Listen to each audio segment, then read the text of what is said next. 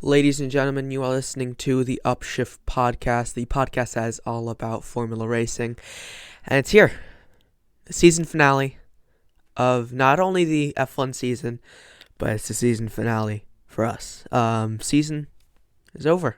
Season's done, and this season's done for us. This is the season finale. You'll see this all in a few months, more than likely.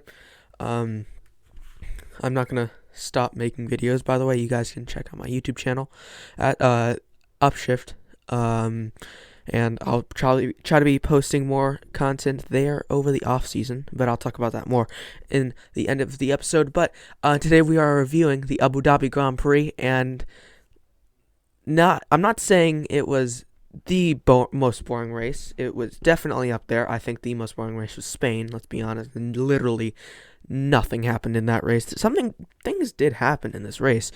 But the good thing that came out of this is that Max Verstappen takes his second win of the 2020 season, and he read some of his predictions that he made before the season, and then he said he would probably get 5 wins in his predictions. That did not pan out at all. But here is the race rundown. Starting from P20. P20 was Sergio Perez. Unfortunately, he does retire from his last race at Racing Point. Very sad, but I think that he can be proud of this season, getting a win and a podium this season. It's just really good to see. His season was really, really, really strong and one of his best seasons. I'm pretty sure it was his best season. But yeah, very good Sergio this entire season. P19 was Pietro Fittipaldi. Very proud of him. Good job filling in for Romain Grosjean. Take a bow. You did pretty good for your F1 debut. Kevin Magnussen says goodbye to Haas, finishing in P18. He says goodbye to F1 as the sport. Nicholas Latifi in the Williams finishes in P17, followed by Antonio Giovinazzi in the Alfa Romeo, and George Russell in the Williams, P15. P14, Sebastian Vettel says goodbye to Ferrari in P14. No points for them, unfortunately. Kind of disappointing, but that's just how the Ferrari is right now.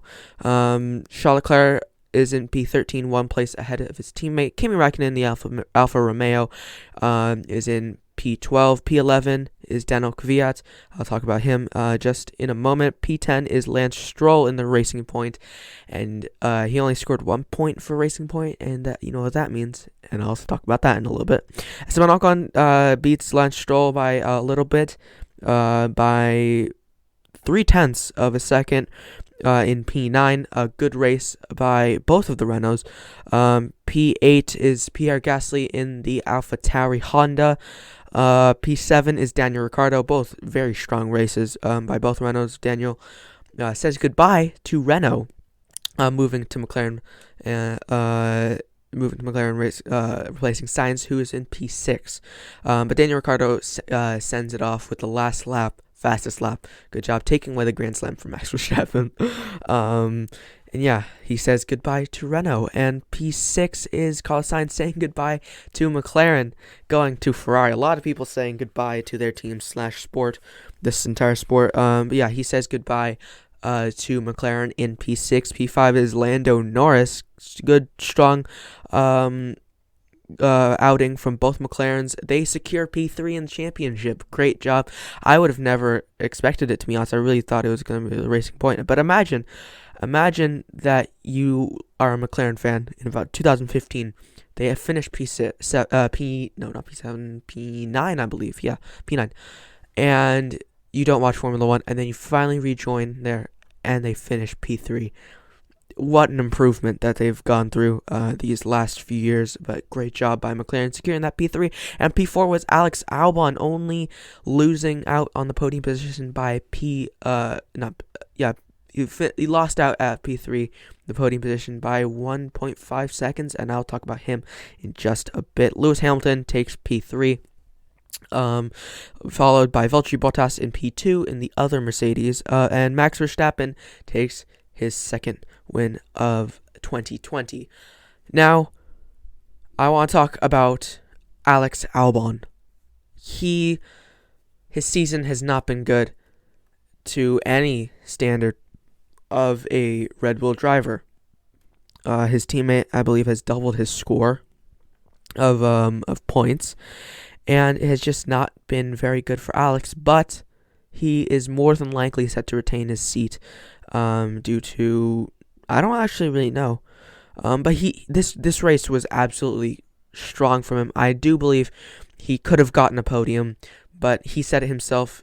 In the dying stages, he conserved his tires a bit too much, and he realized that too late, and pushed too late on Lewis. And if it was 1 or 2 laps earlier, he said he could have probably gotten that podium. So it was a very good race by him, and if he shows this type of commitment and pace next year, he will be secured more than likely for a coming year. So very good showing from Alex, and he just needs to show Red Bull that he has pace and he has what it takes to fill that second Red Bull seat, and he needs to show it very soon. And also Max Verstappen said today that Red Bull has to get off on the right foot. He says that Red Bull should be stronger at the beginning of the season in 2021, because if you remember, in Austria they had a double DNF. That wasn't really their fault. Verstappen had a gear sync issue, I believe. Yeah, gear sync issue, I think. And Alex was about to get a podium until Lewis thought that his rear wheel could be due to a little bit of adjustment. That adjustment is going to be in the gravel trap, and no podium for Albon. He had to wait a little bit for that. And Max said that today was very enjoyable. It was a good start on course, and he looked after the tires pretty decently well. He said that the tires, just a bit of vibration on the tires, but not very much. Luckily, everything was good. The pace was still there. The tires were still performing.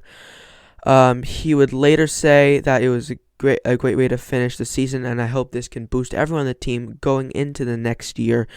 And we hope to start the season stronger and on the right foot.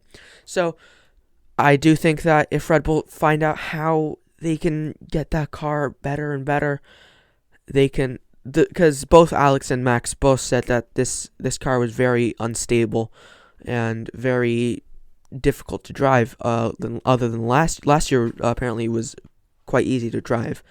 Quite easy to drive for a Formula 1 car, but it was a very difficult car to drive for both of them.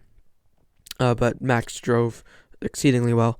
But yeah, they need to figure out what they did wrong this season, what they can fix with this car, and bring it into next year. But a lot of people leaving their teams and or this sport. Kevin Magnussen again will be saying goodbye to F1, and he will be driving for Chip. I forgot the name. In the IMSA series. So very, very good for him. And Chip Ganassi racing in the IMSA series, and that is very good for him because I do want to see him in racing. And we'll see how he does. He's only 27. And I think that he could have a bit more time in Formula 1. But we shall see. Sebastian Vettel says goodbye to Ferrari, and he sang a very, very emotional song right at the end. Nearly made me cry. I'm not going to show it because I'll get copyrighted.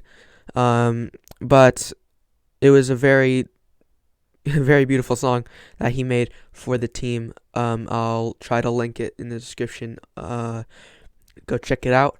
And it was very sad to see because he's been with that team for 5-6 years, and it's gonna be weird to see him in a different car.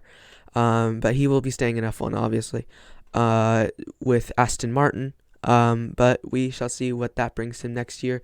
Carlos Sainz will be moving to replace Sebastian Vettel, moving from McLaren.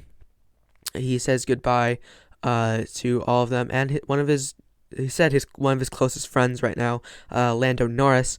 They had an amazing relationship the entire season and entirety of last season, and it was really cool to see that level of friendship with two different F1 drivers and two different teammates.